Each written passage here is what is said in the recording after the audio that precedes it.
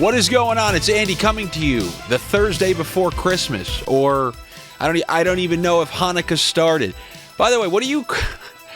This, I promise you, this is not meant to be disrespectful. What's the middle finger called? Like the middle candle, the middle finger. That's got to be the big day, right? I forget. Are gifts supposed to ramp up in quality and the middle finger is like the best gift? Like you just start day one and you get like a box of Cheez-Its and then you work your way up toward your big gift and then you subtly... Should I be doing that with my NHL Sniffs on the night? Should I just start with meaningless small picks and then work our way up to a pirate parlay and then back down to simpleton Sniffs? I don't know. You want to start with something very boring? I'm really not too into this Thursday night football game, despite the fact a lot of playoff implications on the line. Division game, always a 3-point spread. You got the Chargers hosting the Broncos. I think the Chargers are going to win this game. They lost last week. They're coming home.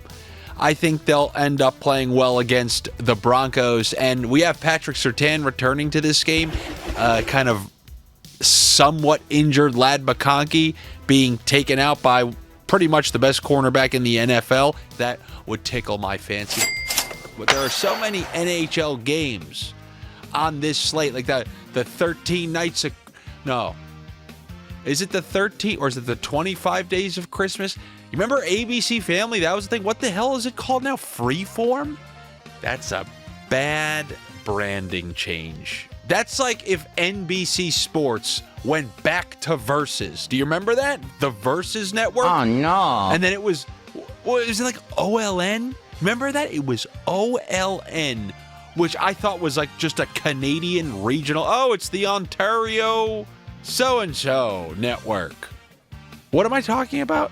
What the hell? The 25 days of Christmas, there's like 25 NHL games on this slate. I don't even have to give you a ton of picks, because so many of them are from 2 nights ago.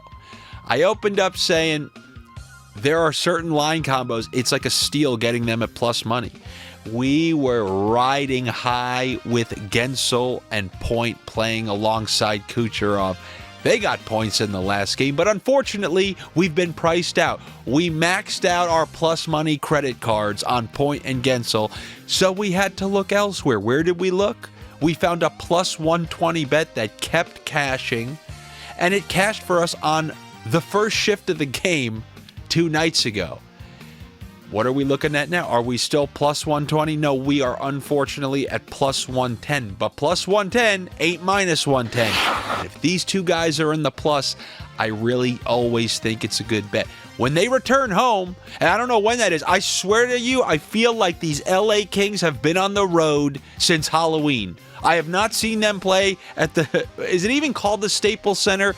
I don't know anything. I don't know OLN Network. I don't know what... Is it called... Is it even called Lambeau Field anymore?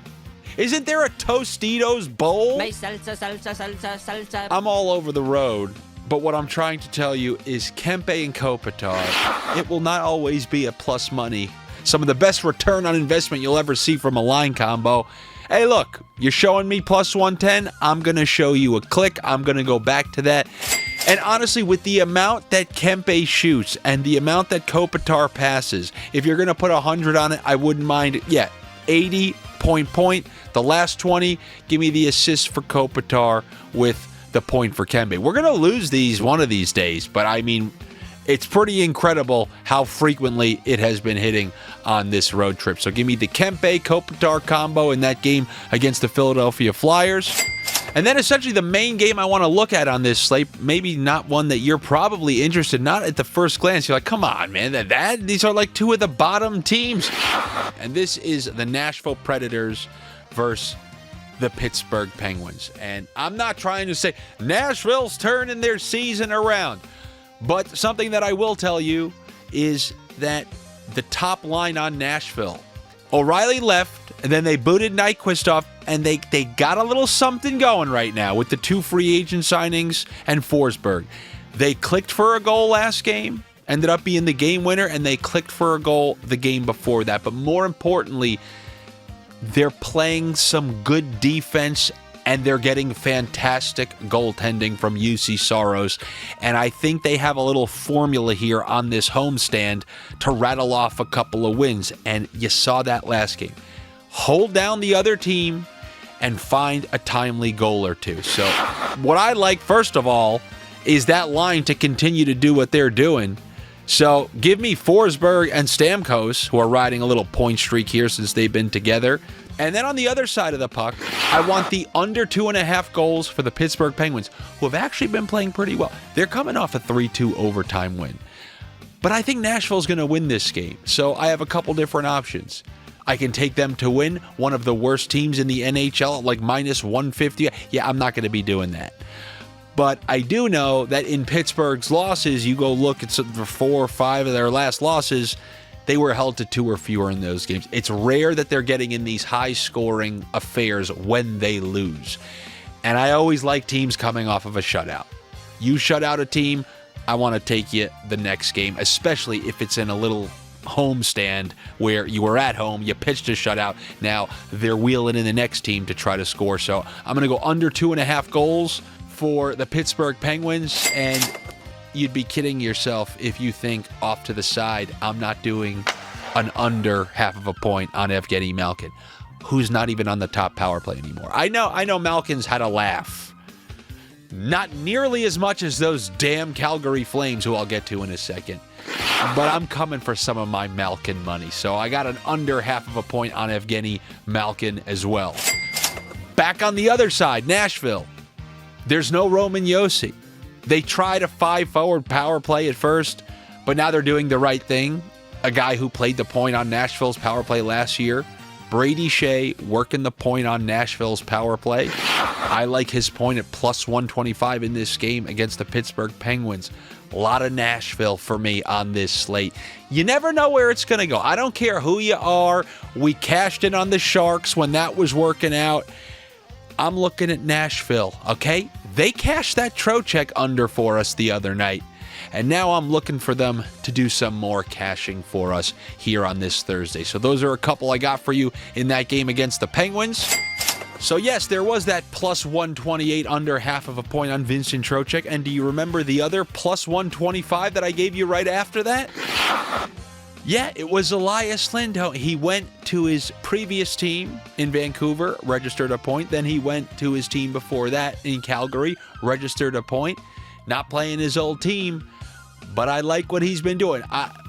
This is not a player who's played well all year, but he has played well in the previous 2 games. He 2 points last game. So he's on a little point streak with Marchand. And I told you last game, you can get him for plus 125, him and Marchand plus 250. That's a pretty solid line combo against the Edmonton Oilers. I'm going back to Lindholm. And then on the other side, because I despise Ryan Nugent-Hopkins, I'm not going to get him involved, even if they tell me they booted him off the first line. Did you see that? They were trailing after 1, booted him off the first line, rolled in Draisaitl. Oh, what do you know? All of a sudden, we're up 4-2. But I do think Zach Hyman, who's riding a goal streak and starting to pile some points, him with the McDavid assist, that's a plus 100 bet. And then, you, Calgary, if I take your overs, you screw me. I take your unders, you screw me. You're really starting to piss me off this year. And we got Ottawa heading in there. Ottawa, who just shut out Seattle. They shut out the Carolina Hurricanes. They're shutting out teams in their building. This is the Scam 5 Senators we're talking about. I'm just going to play roller hockey against you, Ottawa Senators. But every single team, whether good, bad, whatever, can go on runs like this. We've seen everybody criticize the Senators like, look, you get Ullmark not even working out. He has awful numbers. This is just who the team is. But now you pitch a couple of shutouts. They were saying the same thing about Markstrom. Now Markstrom's playing better. This is the best streak of the year for Linus Ullmark. All right, Flames. You ever dance with the devil in the pale moonlight? You want to do it? Let's do it. I'm going under 2.5 goals for you, plus money. Team pitched a shutout. They're coming into your building. Let's see what you can do. And then there's a pair of bums who are playing together on the third line. It's funny because it's mostly the same line that it used to be, but they're so unproductive on Daily Faceoff and other sites, they just kicked them down to 3. They're like, nah, we just got to put them third because they didn't. Zary Sharangovich. This guy hasn't registered a point, I swear to you, since Halloween, since LA has been back in their building. And then his line mate, Connor Zary, they're a top power play duo. They somehow never register points. I think Zary got a scam point last game, but Sharangovich has done nothing in so long. So I want both of those guys for a plus money double under. I like the under. If you can't do that, fine. The under 2.5 goals for the Calgary Flames against an Ottawa team who's getting the best goaltending they've received in years, coming off of a few shutouts in their previous few games. Let's see, Calgary. Let's see, you Alberta rat bastards, how you're going to do it to me this time. The worst part about you is you never do it the full way. If one of you goes over, the other doesn't. If one of you stays under, the other goes over. You can't even win or lose properly. So let's see what you do. Because you know me, I take vengeance out on teams that screw me because I feel like you owe me and I'm coming for that and more. Never rub another man's rhubarb. That is what I have for you here on a Thursday. Good luck to you. Better luck to me.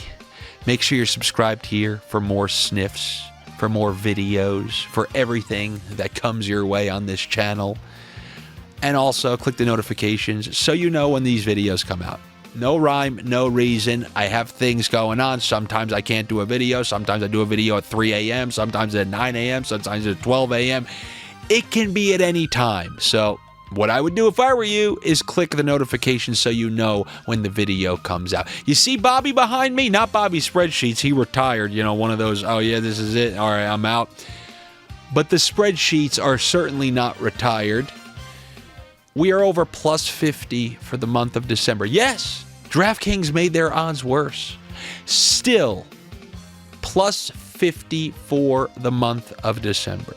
But what do you mean? I'm not plus 50, Andy. Well, come over to the Patreon and you would be plus 50 if you literally don't even look at any of my daily plays. Just follow what's on the sheet. You're up plus 50 for the month. How do you like that? What does that even mean, plus 50? Well, what does plus 50 mean, Andy? These people say units. It's just like widgets. I don't know what the hell it is. It means if every bet was $100, you're up $5,000 for the month. You like that? You like that? Well, hopefully I will see you there. If not, I will see you tomorrow for another round of NHL Sniffs. I look forward to it. I will talk to you then. And look out for a Dave. And who's the other guy again? Yes, a Dan, a.k.a. you. Take it easy. I'll talk to you then.